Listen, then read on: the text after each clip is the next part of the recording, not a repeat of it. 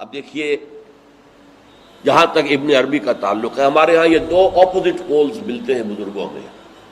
ایک انتہا پر ابن تیمیہ ہے رحمۃ اللہ علیہ، جن کے بارے میں نے آپ کو بتایا کہ انہوں نے اس طرح سمجھا ہے، اس طرح اترتا ہے اللہ جیسے میں یہ ممبر سے اتر رہا ہوں، یہ زیادتی ہے. لیکن بہرحال ایک فکر ہے، ایک سوچ ہے. قرآن اور حدیث کے بہت بڑے عالم تھے، بہت بڑے عالم، بہت بڑے عالم. دوسری انتہا پر ابن عربی ہیں جن کا فلسفہ میں نے آپ کو بتایا. تمام صوفیاء ابن عربی کو شیخ اکبر کہتے ہیں، الشیخ الاکبر، اور صرف الشیخ کہیں گے، دی شیخ، تو اس سے مراد ابن عربی ہوگا. اور ابن تیمیہ انہیں کہتے ہیں زندیق، ملحد. یہ دو انتہائیں ہیں. ہمارے ہاں جو عام طور پر اہل حدیث حضرات ہیں وہ ابن تیمیہ کے فالوورز ہیں ان عقائد میں. ان کے ہاں تصور کیا ہے؟ اللہ تعالی ہر جگہ اگر ہے تو صفاتی اعتبار سے، ذاتی اعتبار سے نہیں. وہ تو اپنی جگہ عرش پر ہے، ساتویں آسمان کے اوپر عرش ہے، عرش کے اوپر کرسی ہے، کرسی پر وہ ہے. اب اس میں ایک طرح کی تجسیم بھی آ گئی، محدودیت بھی آ گئی. اس کائنات میں تو اللہ ہے ہی نہیں، تو پھر اللہ محدود ہو گیا نا، وہ تو کسی خاص جگہ پر ہو گیا نا. ایک تصور یہ ہے. اور عام آدمی یہ بھی سمجھے تو ٹھیک ہے، اسے یہ معلوم رہے کہ اللہ ہی رازق ہے، اللہ ہی خالق ہے، اللہ ہی مصیبت سے نجات دلانے والا ہے، اللہ ہی مشکل کشا ہے، اللہ ہی حاجت روا ہے، اللہ ہی، یہ بس اسے معلوم ہو، توحید مکمل ہو گئی. لیکن فلسفہ کچھ اور شے ہے، فلسفہ کچھ اور سوالات پیدا کرتا ہے. جیسے میں نے کہا ہے صفات ذات حق، حق سے جدا یا عین ذات. اب یہ فلسفہ ہے. صفات باری تعالی اگر قدیم ہے صفات، تو یہ غصہ، یہ تو قدیم نہیں ہو سکتا. غصہ تو کسی کام پر آیا، خوشی تو کسی کام پر ہوئی، یہ قدیم کیسے ہوگا؟ تو عین یا غیر، لا عین ولا غیر. اور جس کو میں تعبیر کرتا ہوں کہ من وجہ عین ذات ومن وجہ آخر غیر ذات. اب اس سلسلے میں علامہ اقبال نے جو بات کہی ہے، جو پروفیسر یوسف سلیم چشتی مرحوم نے مجھے بتایا تھا کہ انتقال سے صرف 3 ماہ قبل یہ اشعار کہے. وحدت الوجود کے، پینتھیزم کے، دونوں کے شدید مخالف تھے علامہ اقبال شروع میں. اسی لیے وہ حافظ کو بھی بہت بڑا گمراہ کن شاعر سمجھتے تھے، اس لیے کہ وحدت الوجود کے عامیانہ انداز میں جو ہے وہ شاعری میں جب اس کو آ گیا ہے تو عوام کے زبان پر جب چڑھا ہے تو وہ اس کے ڈانڈے پینتھیزم سے مل گئے، عوام کے اندر اس کا تصور یہ ہو گیا. لیکن آخر میں انہیں بھی آنا پڑا ہے. تو اے ناداں دل آگاہ دریاب، اے نادان وہ دل تلاش کر جو آگاہ ہو، ہر چیز سے واقف ہو. لا موجود الا اللہ دریاب، لا موجود الا اللہ. وہ جو میں نے آپ سے عرض کیا تھا نا کہ لا الہ الا اللہ کے 3 لیولز ہیں. لا معبود الا اللہ، لا مطاع الا اللہ، لا حاکم الا اللہ، ان الحکم الا للہ، لا رازق الا اللہ، لا خالق الا اللہ. اور دوسرا لیول لا مطلوب الا اللہ، لا مقصود الا اللہ، لا محبوب الا اللہ. اور تیسرا لیول لا موجود الا اللہ. ہمارے ٹاپ کے فلسفی اور صوفیاء اس لا موجودہ الا اللہ پر پہنچے. اور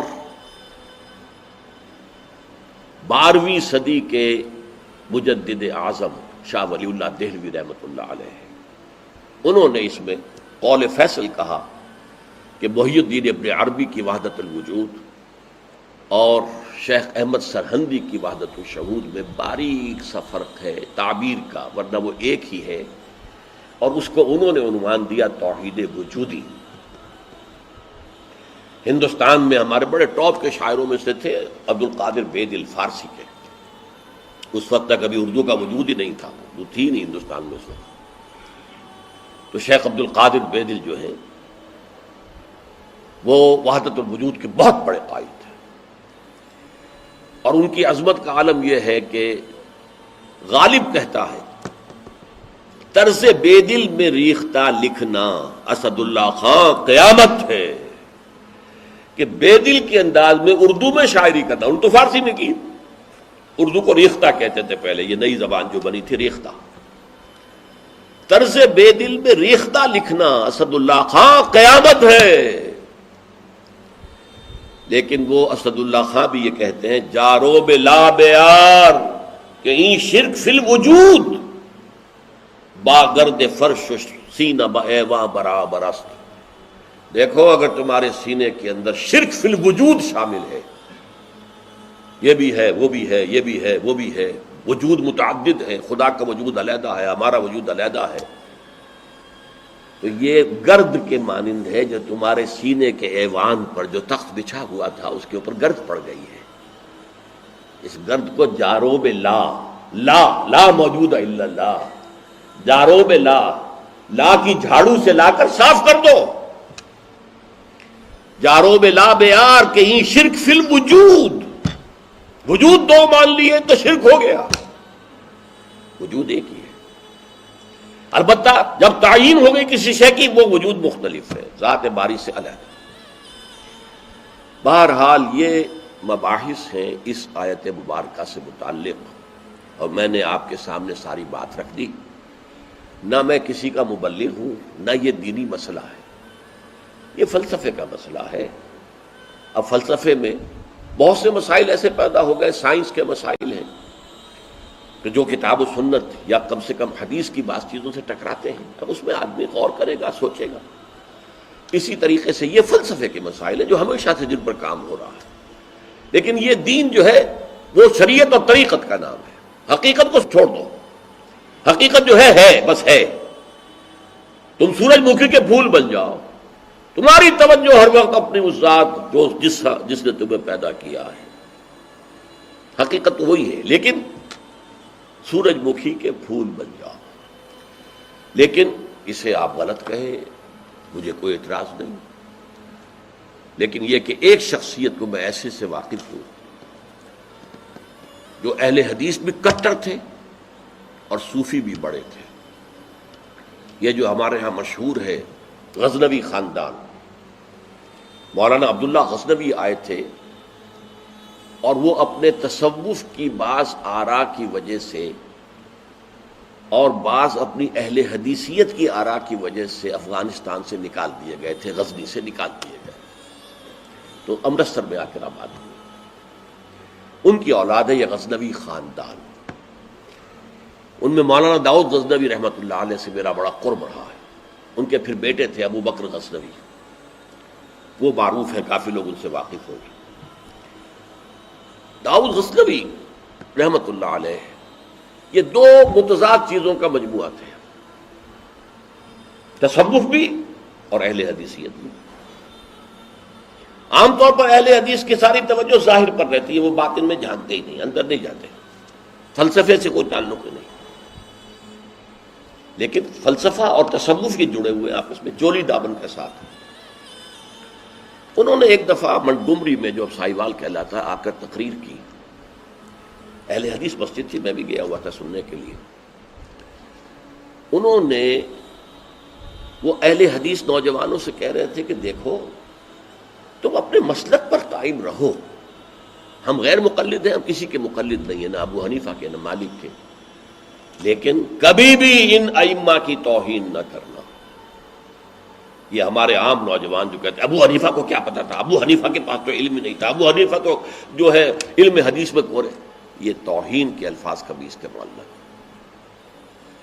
اچھا، اس واعظ کے ساتھ انہوں نے مثال دی کہ دیکھیے شیخ محی الدین ابن عربی رحمۃ اللہ علیہ کے سب سے بڑے مخالف شیخ احمد سرہندی رحمۃ اللہ علیہ تھے، دونوں کے لیے رحمۃ اللہ علیہ کہا۔